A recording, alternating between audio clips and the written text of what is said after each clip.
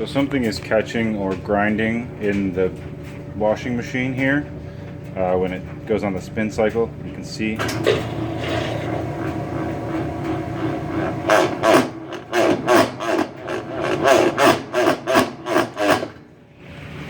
It seems to have something to do with the bottommost piece.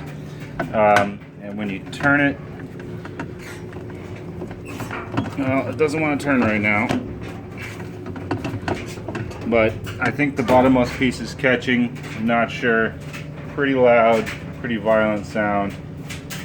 I'll give another example here.